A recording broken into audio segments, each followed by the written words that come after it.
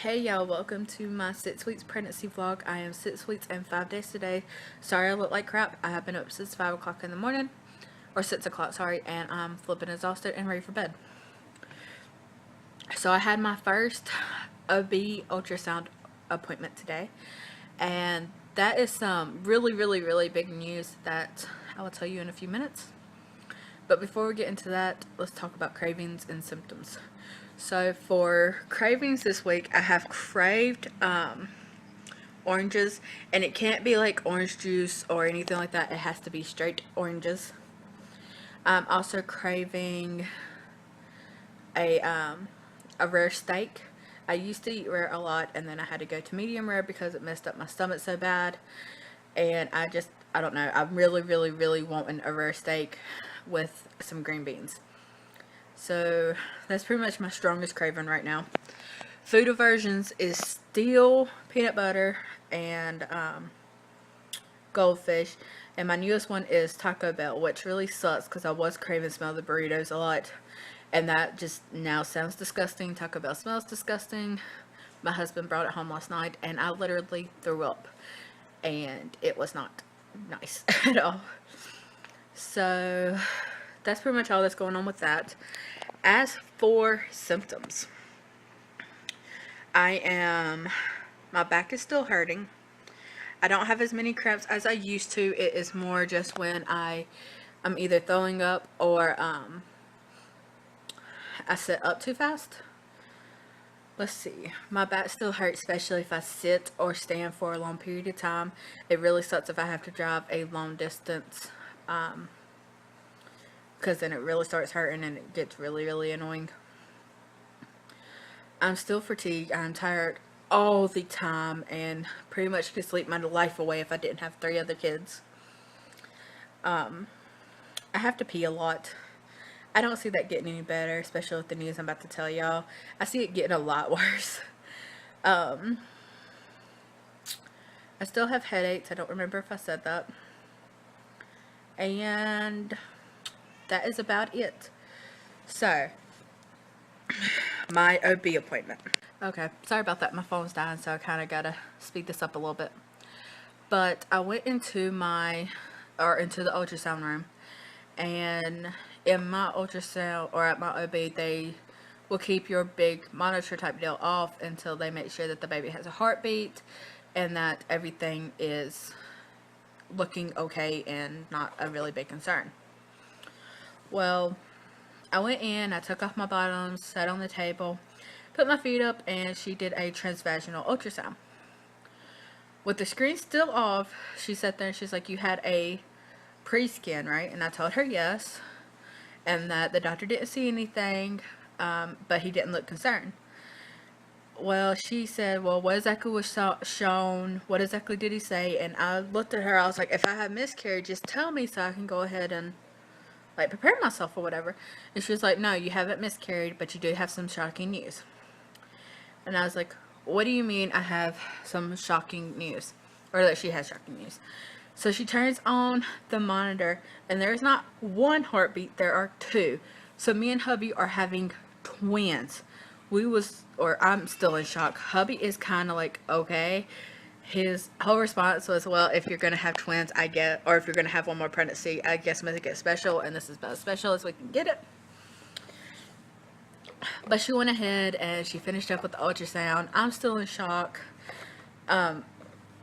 They sent me into the waiting room and tried to make me wait until my OB got there. Well, she called me back in the back again because I have one is measuring at 5 or 6 weeks and like 3-4 days, and one is measuring at 6 weeks and 5 days. So I sat in the waiting room for a minute and I kind of got teary-eyed just because this is such a big shocker. We was not expecting to get twins. No one in our family has twins that we know of on either side, and it was just like, and I wasn't on infertility drugs, so it's really shocking. But the sac, or not the sacs, but the yolk sacs are right next to each other, like pretty much touching. So they had me come back in again, and tell me my due date, which is now March 14th instead of March 12th. And to see if they could find a vertebrae break separating the babies, because they are in the same sac, which means they're identical right now. That, well, I mean, they're going to be identical regardless. But if there's a vertebrae, they are less likely to have severe, the high risk of everything kind of goes down a little bit if there's a vertebrae. If there's not, then they have a higher risk of umbilical cords getting wrapped around each other's throats and things of that nature. So I have to go back in Friday. That's Friday, for another ultrasound, just to see if they see a vertebrae. I'm really hoping they do, just because I will feel a little less anxious if I only have to worry about each baby getting their own umbilical cord wrapped around their throat and not both of them. But so yeah, she did that. My cervix is sitting really far back. They gave me your pap smear that you get at the beginning of every pregnancy or whatever. They had to use 2 of the metal clampy things because of how far back it is, and she still had to actually apply a pretty good amount of pressure to be able to see it and to swab it and get all the cells and stuff that she needed. So that was pretty annoying and caused a pretty good amount of pain. I was very uncomfortable. And I had blood work done. I don't know if y'all can see that. Can y'all see that? Yep, there you go. So I had blood work done, which again is typical during pregnancy. But I think that's about it. I am in shock that we are having twins. My husband is, I expected him to be more mad, I guess, that we're having twins, and not as mellowed out as he would be, but the response I expect out of him is usually the exact opposite of what I get. So I don't know why I'm in shock about how he acted, but he did. And I'll finish explaining that in a minute.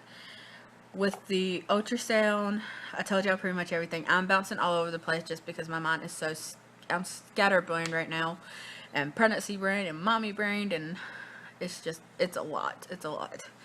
But they did switch my prenatals, which I'm so happy. They switched me to this. So I got that pill today. And I actually like this pill better. I'm no longer taking 2, which is thank God. It is a very small pill. Like, it is really small. And I'm really happy about that. It's one of the smallest ones they make. So I'm really happy about that. They only gave me 2 in this box, plus I got my prescription filled, which is awesome. They also put me on some kind of medicine for nausea. It's not Zofran because I refuse to take it. It's a different type that I had to take half a pill because it can and will make me sleepy, and she went ahead and warned me of that, so I know in advance. And I take it every 6. I don't remember how often I take it. I take it every 8 hours as needed. So I also have that, which is awesome since I start school maybe next month. I really gotta talk to hubby because we're growing by 2 and not 1 like we thought. So